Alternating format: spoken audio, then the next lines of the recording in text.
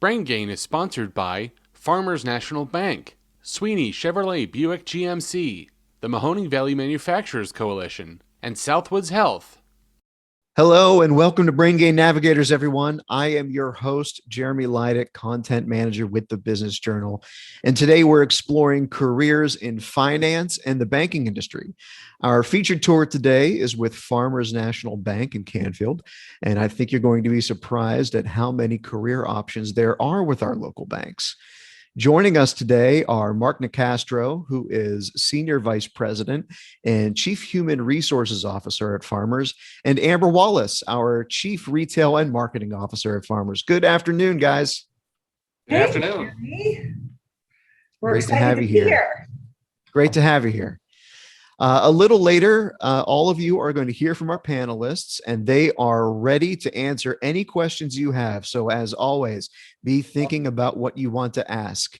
But first, I want to play a video of our visit to Farmers National Bank's headquarters in Canfield, where we talked with a number of employees there. So enjoy the video, and we will see you in just a few minutes.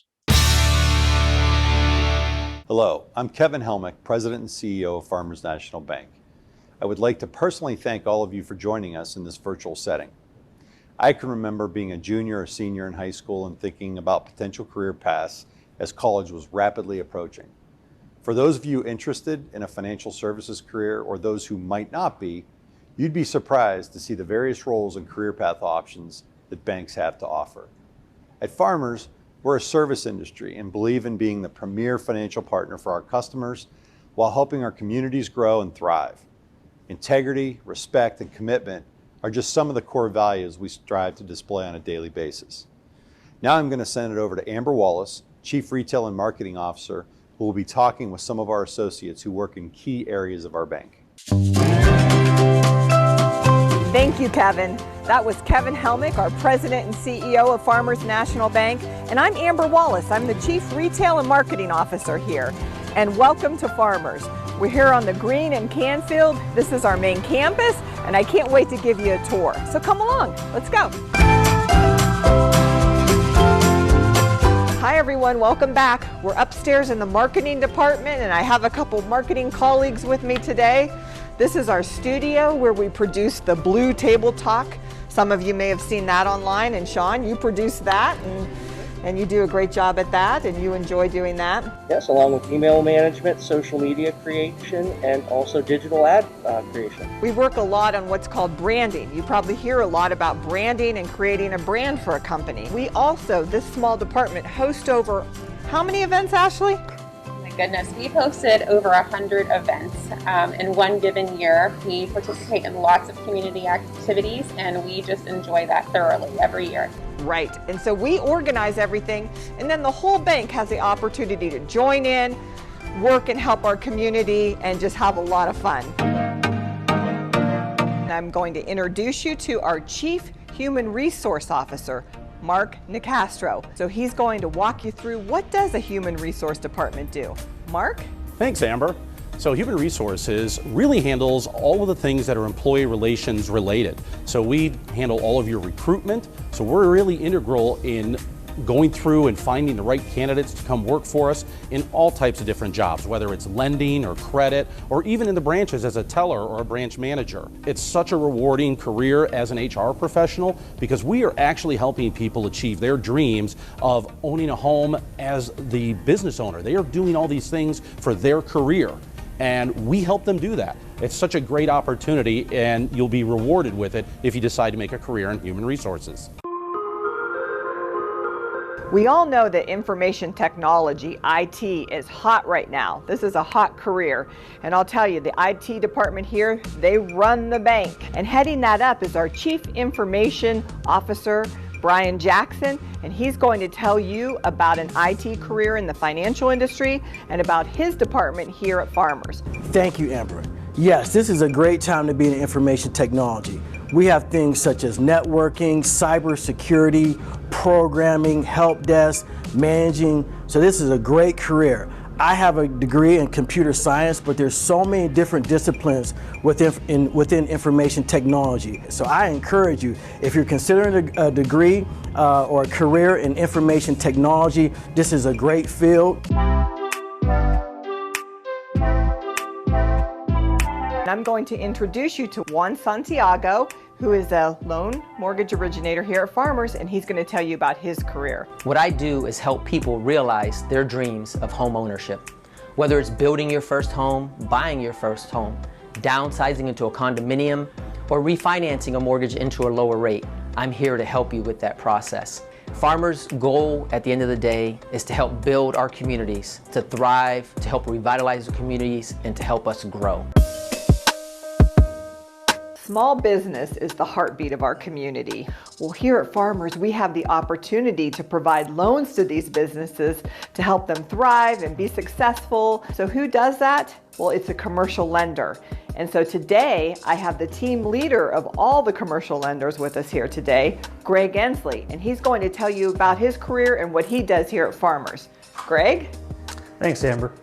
Commercial lenders deal with most of the local businesses here in this marketplace. And, so what do we do with them? They're pretty much their primary contact as it pertains to when they need capital or money for their businesses.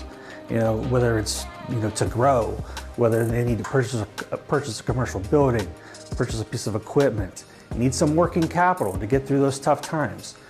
Commercial lenders are sort of like that lifeline that they need for their businesses. They're passionate about their businesses, and we are too. We're partners with them, a very trusted partner. We've come to a new spot, a Farmers retail branch, where customers come in and they greet our friendly associates. So I'm here today with the branch manager, Ricardo Cruz, and he's going to tell you a little bit about the jobs available in traditional retail banking. So Ricardo, what jobs are available here at the branch? So here at the branch in retail, someone just coming into banking could start out as a teller. And this is someone who is our frontline person interacting with our customers every day. Then as they learn the job and they learn more about the products and stuff, there's more things that customers want to do. Eventually they want to open accounts. So that's where we get into our universal banker role. If they keep progressing in that and they really love interacting with the people and love the banking products and all that, and they could advance to a branch manager, which is what I'm at. And I love my job. You really feel your impact on the community as you see how you help people in their daily lives, and you see the response that you get back from them and the positive feedback that you get. So here we are. I'd just like to recap for a minute. We've talked about marketing careers and IT careers, lending and retail and how they work here at Farmers National Bank. Now I'm going to talk to you about even a more advanced career. If you entered into any of those and decide to take your career to the next level, you may want to consider wealth management. And I have my Chief Wealth Officer here with me today, and he's going to explain to you what is wealth management and how do we manage it here at Farmers. So Mark Winnick, hello. Hello. And it's a real pleasure to be the grand finale of all this. And as wealth management chief here at Farmers, let's talk a little bit about what wealth management is, just on a broad definition. When you think about wealth management and our clients, it's really the affluent client. And you may, as I tell you a little bit about our affluent clients, get some other ideas for careers, but it would be the professionals that we think of, like the attorneys, the physicians, architect, small business owners, really the managers of those. Now here at Farmers, we're very specific about our program. We have a branding of Wealth Management 360. And what this allows us to do with those clients is to meet with them one-on-one, get to know them, get to know their needs, and then we are able to offer them not only a broad-based selection of banking products, but then we're also able to branch off and talk about investments. Again, the kind of things that are a little bit more complex. You don't find them at every bank.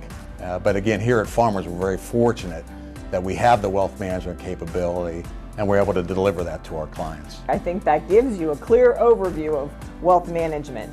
So that basically sums it up for us. I hope that you got a clearer understanding of what we do over here at Farmers National Bank, but we're going to send it back now to Kevin Helmick, our president and CEO, for the final word. So Kevin? Thanks, Amber. Well, I hope that tour gave all of you some insight into the various career path options we offer. Working in any aspect of banking can be rewarding and fulfilling. You must be committed to helping people from all walks of life and all financial situations.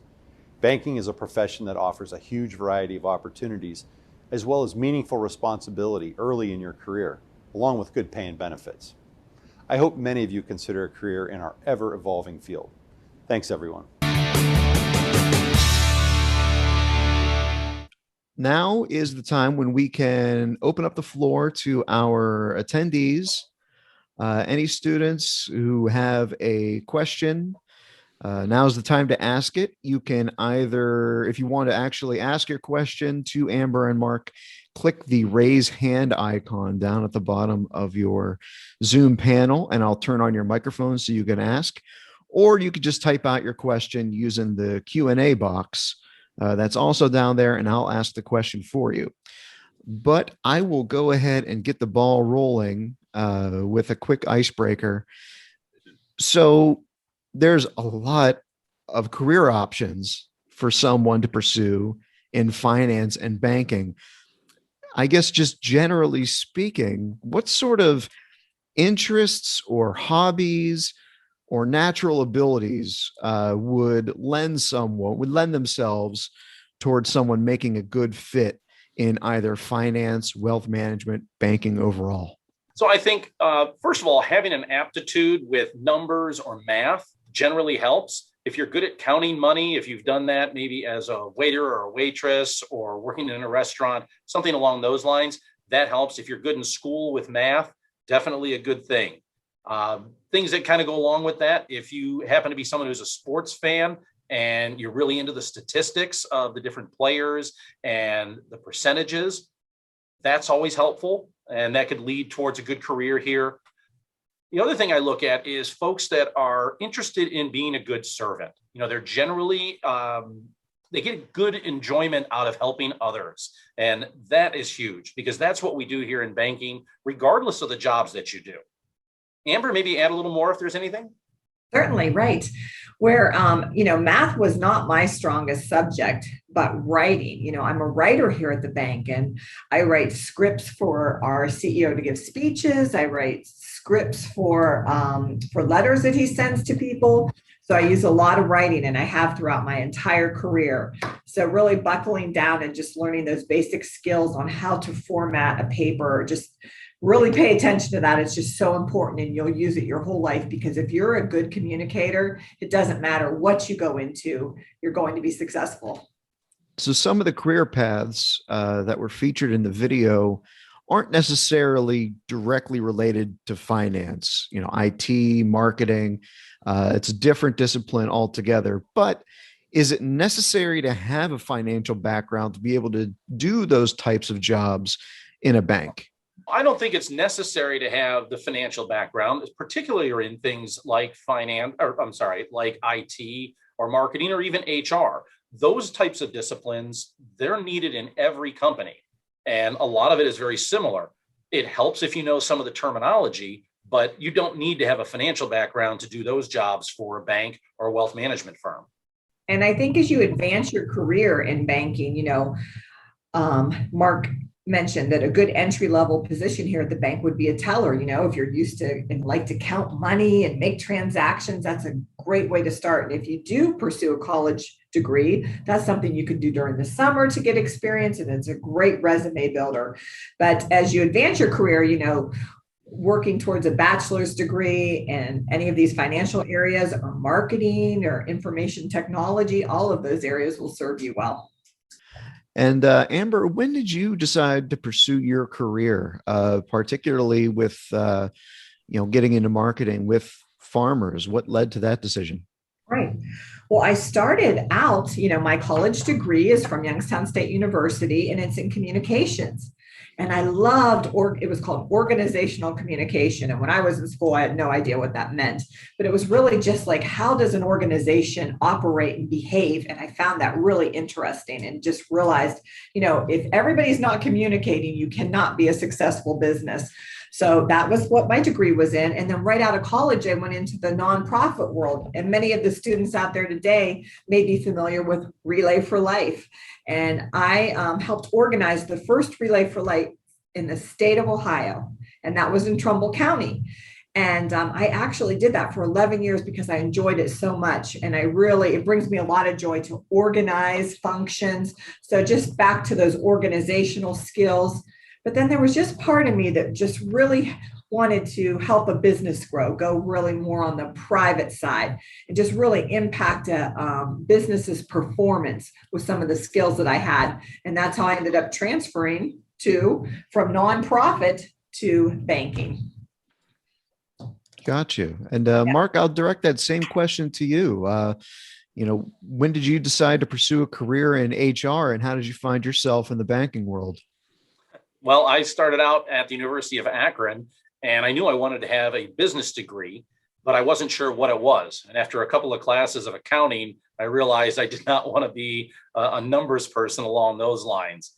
And I got introduced to the HR track and really found that it was a good fit for me. So I pursued my undergraduate degree in HR as well as a master's degree at the University of Toledo. I've been in banking in HR for the last 23 years. And it has just been absolutely rewarding because every day I get to touch different aspects of the job. So folks that are in IT, marketing, retail, all of those, I have to have a little bit of knowledge about all of those. And that's what makes it really kind of exciting. And just tell our viewers just a little bit about what your day-to-day looks like. What happens with an HR department? What are some of your duties? Great. So the nice thing about my job, and it's probably one of the things I like the most, is that each day is never the same. We handle a lot of the same types of things, but there's so many different details that it's always different. HR for most companies is going to be responsible for recruiting good and new employees into the company, making sure that they have the right benefits as they work here, making sure that they get paid properly. We also handle some legal stuff, employee relations, education, training, and development. A lot of those things fall underneath the human resources department. So that's why we're really involved with all different aspects of the various jobs within the organization.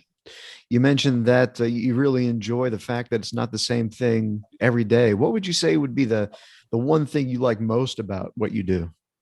So I think the thing I like most is with all the different things that we do throughout the day, I know that I'm going to be able to provide answers to my employees that help them, whether it's helping them grow in their career or help them with a particular problem they have that day, just making their life easier by giving them benefits that allows them to get, medical care if they need it at an inexpensive price. So I feel like my job's very rewarding. I've always got something that I can say, I helped somebody else achieve something that they needed to do. Amber, same question to you. What do you like most about your job in the marketing department? Right. Well, my job, contains very many areas of the bank as well, just like Mark. So, I'm on the retail side where you come into the branches for your transactions, and I'm on the marketing side. So a lot of different aspects every day. On the marketing side, I love dealing with branding, messaging about the bank that, makes people feel good about the bank, makes people feel a certain way. That's very exciting. And on the retail side, my job requires a lot of collaboration. So if you're a high collaborator, these areas that I work in would definitely be a potential for you. And we collaborate on how do we make service better? What's the best customer service? What does that mean? And how can we create behaviors to meet that expectation? And also just like removing operational obstacles. So we talk about, well, this is the way we're doing this. Is there a better way to do it that would improve it, the process, and not make people do things just for the sake of doing them, filling out a form or this or that. So we're just always striving for great performance, just becoming a better version of ourselves. And that's exciting for me. Now, for the different job tracks that exist at Farmers, are there any training programs at the bank that people could take advantage of? Yes, I think we have a couple that are pretty beneficial. One of the things Amber kind of mentioned already a little earlier, and that is for students maybe who are going to college during the regular school year and they need a job during the summer, we offer seasonal employee work. And this really gets somebody with their foot in the door and they can learn a little bit more about banking and they get to see different aspects of the bank. Other programs that we have include internships. And this is a little bit more broad-based because it can really get you into some different areas. We've done interns throughout the year in our information technology area. We've done it in wealth management.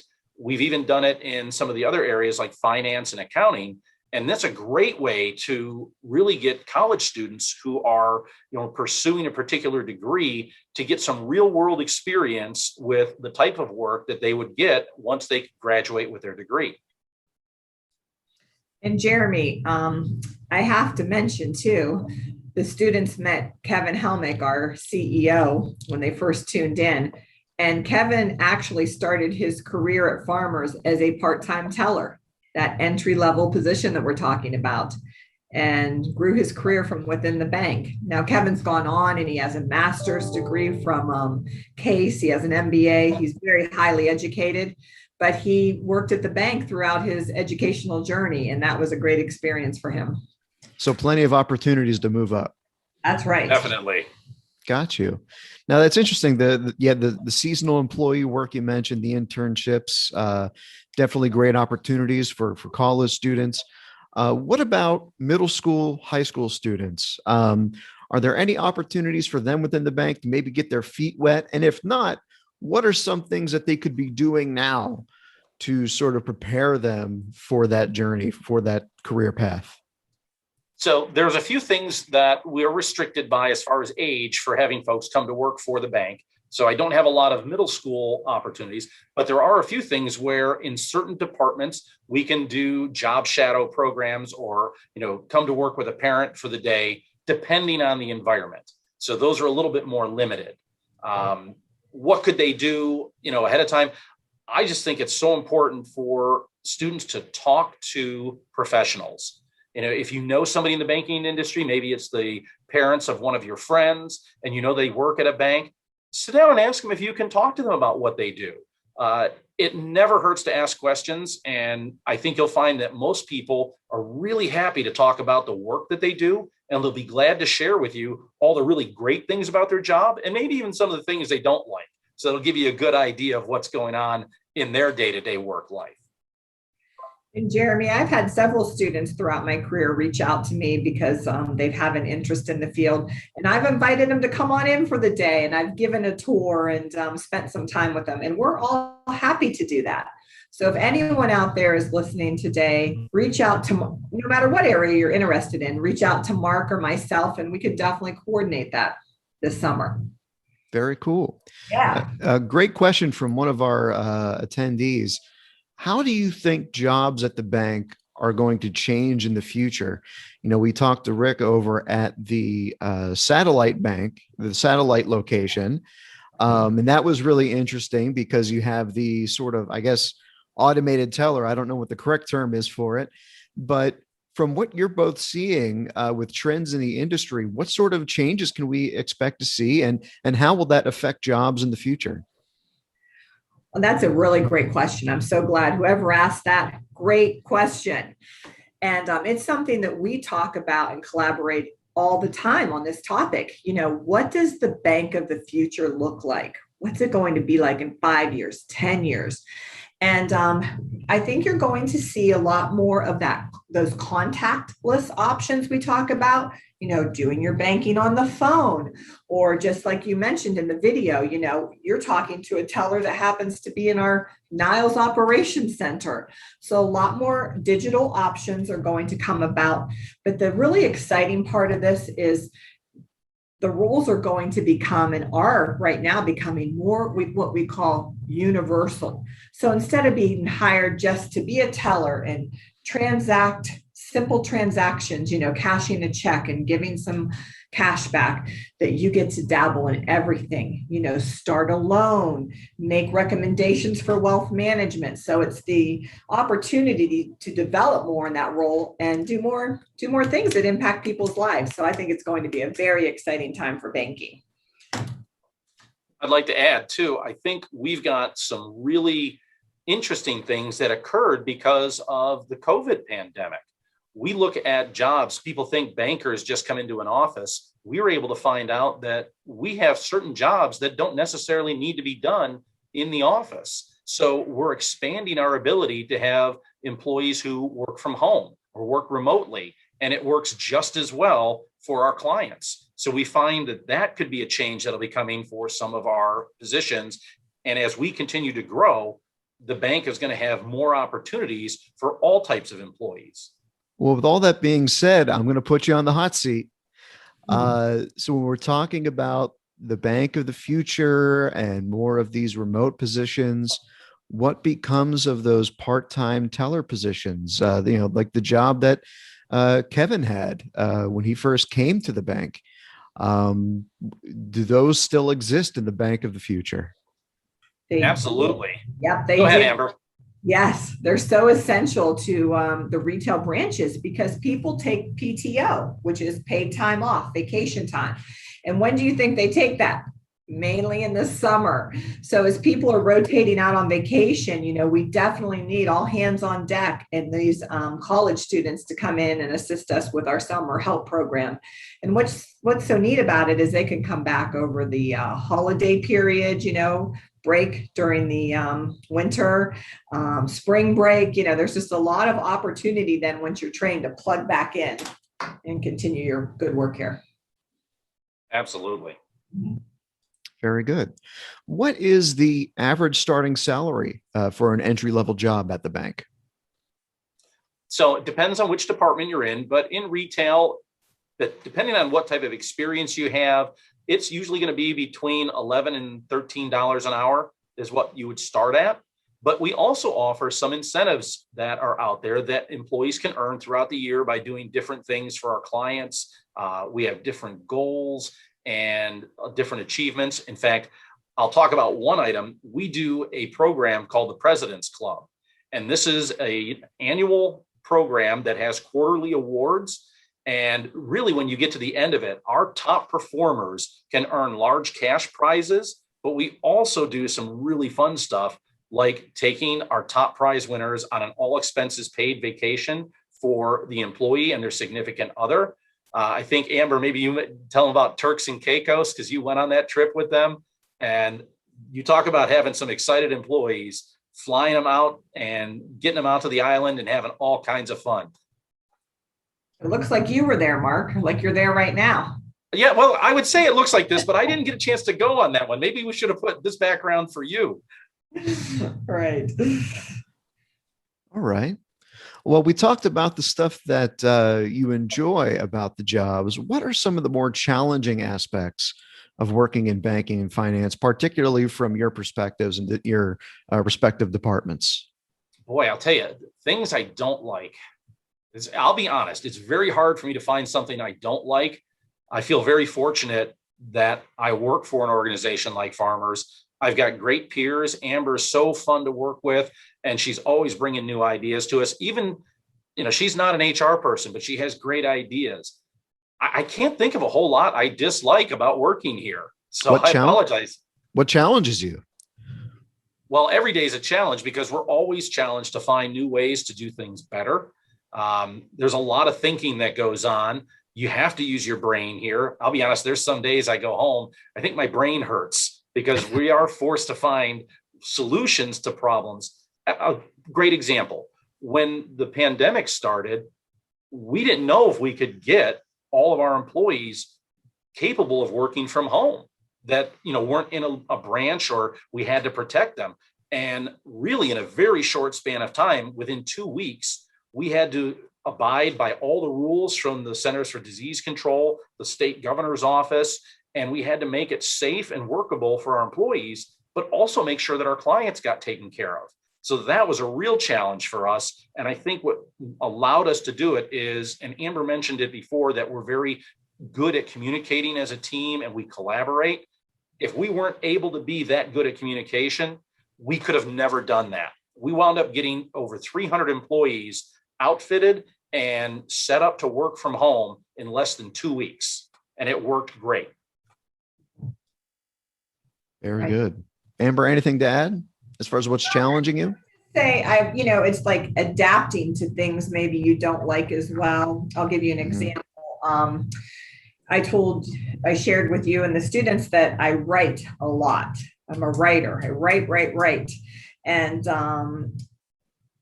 I like writing, but the best time I found for me to write is when I get in the morning and I'm fresh, my head is clear, I'm not tired. Like Mark said, from thinking so much at the end of the day, sometimes you are tired. It's like how you guys feel at the end of the day of school. Would you want to start writing a paper then? Probably not. So, my advice is find what works best for you. I'm a morning person, so I want to get in and crank this stuff out. And then in the afternoon, I go to some of the things that are like more enjoyable or just less, easier for me, not as strenuous for me to do. So I just, adapt that way.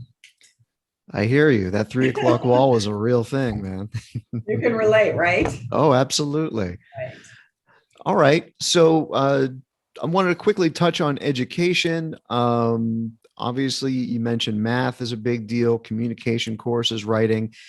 Any other classes, particularly at the middle school and high school levels, that you both feel are important to the different jobs that are being done at the bank? And also, how much schooling is required to pursue a career in finance? Maybe not just at the entry level, but in positions of leadership, such as yourselves.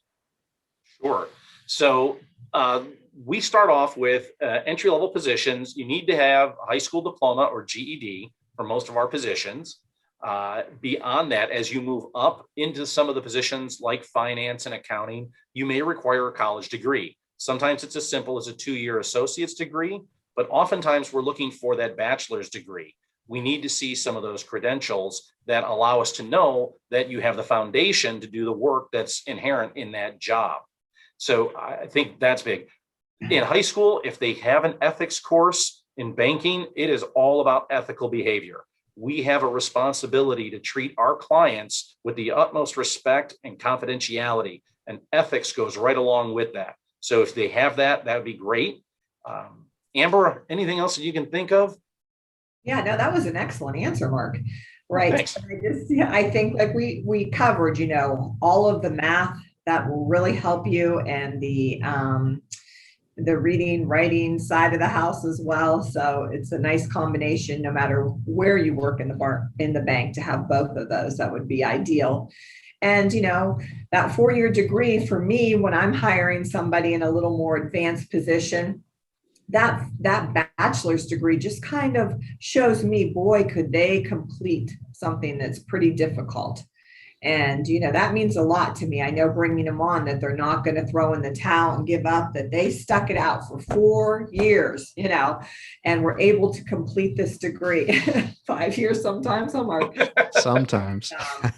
That shows me that they're going to really be resilient in their role here. So you want to think about those things too. And don't be intimidated about, going for a bachelor's degree, even if you were an average student. Because once you get in there and you get past those first couple years of general requirements, which will feel a lot like your school now, then you kind of go down that aisle that you have a passion for, and the courses become so much easier. So the second 2 years, believe it or not, are easier than those first 2 years. So if you're considering that, just keep that in mind. You can do it. Great advice. Well, I don't see any other pending questions from our attendees, so I will open the floor. Mark and Amber, any final thoughts, any final pearls of wisdom to pass off to the students? Anything else you wanted to say? Amber, why don't you start? I just want to wish everybody the best of luck. and, be assertive, think about what you want to do, and don't be afraid to reach out to professionals for more information, as Mark mentioned. And it's never too early to start planning. But on the flip side of that, don't panic if you're 18 years old and about to graduate and have no idea what you want to do. Do not panic, because you'll find your way as you start your education, and you'll figure it out. So best of luck to you, and please do not hesitate to reach out to either Mark Nicastro or myself if we can help you in any way. Absolutely. I just want to echo what Amber said. Best of luck to you guys. It is such an exciting time. You guys are going to be graduating from high school and starting either on a work career or starting your college experience. Get the most out of it. I would tell you guys, if you're going into college, please get involved in some different things. Student government. If you're going to be in a fraternity or a sorority, try and become part of the leadership group there. Become an officer. Play a sport. Become more involved in just the school. But as you go, don't be afraid to try new things. Amber said it best. Ask people. Don't be afraid to ask questions, because that's where you're going to get your answers. And ask them the tough questions. Ask them what they like. Ask them what they don't like. Ask them about their failures. Ask them about their successes. I'll tell you what, guys, I never learned a whole lot from my successes because I was successful. I didn't have to evaluate it. But boy, if I lost a tennis match in college or I failed on a paper, I really had to go back and look at that and say, well, what happened? What went wrong? So don't think of a failure as an ending. That's where you start to learn. And I would really take advantage of that and ask people to help you evaluate those things. But best of luck with it. Thank you so much for allowing us to have some time with you today. Really appreciate it, and hope to see you guys soon. Well, Mark, I can't let you go without asking for a story, because you just mentioned learning from failures.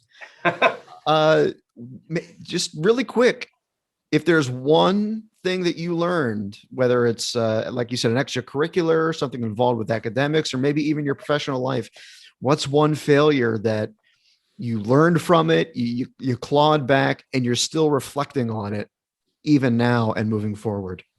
Well, that's a great question. And the truth is, I've got a ton of failures. Don't let anybody tell you that they don't, because if they say they haven't, they're lying.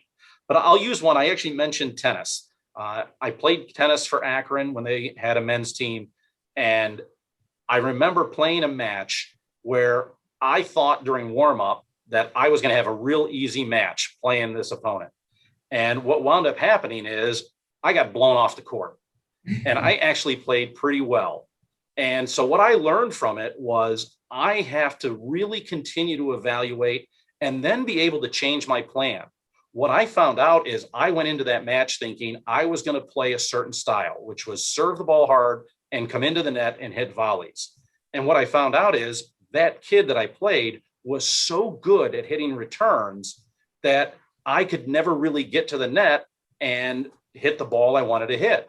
And so I wound up losing because I never adjusted my approach. I kept trying to do the same thing. You guys may have heard the definition of insanity, and that's doing the same thing again and again, but expecting a different result. So I didn't break out of that. What I learned from it is when my strategy isn't working, I have to step back, evaluate what was happening, and then try a different approach. And that's really stuck with me through all the years, because there are problems that I come up against in my job where I think, oh, I got this. I know the answer. And then something happens and that's not the right answer. Well, I can't just walk away. I have to find the solution. So altering my strategy, altering my thinking, that's allowed me to come up with really creative solutions at times. But definitely, I know I failed in the past. I'm going to fail again, but I'm going to pick myself up. I'm going to learn from it and keep going forward. Very good. Well, Mark, Amber, I thank you both so much for being a part of the Brain Gain Navigator series. It was a joy meeting you in person, and I've enjoyed the conversation. I hope all of our attendees have enjoyed it as well. Thanks for having us. Thank you very much, guys. Thanks very much for being a part of it. And thank you all for attending. Thank you for attending this Navigators event. Thank you for attending past Navigators events. I know we're getting close to the end of the school year, so I don't think we're going to be able to squeeze in any more this year. I hope everyone had a great year at school Enjoy your summer break and know that we will be back in the fall with more Brain Gain Navigators live virtual events, including looks at manufacturing, healthcare, firefighters, and first responders. And we will be back in 2022 as well. So plenty of opportunities. I will make sure to keep everyone up to date on what is coming down the pike. I really hope to see you all then. And until that day, thank you again for attending, and we will see you next time.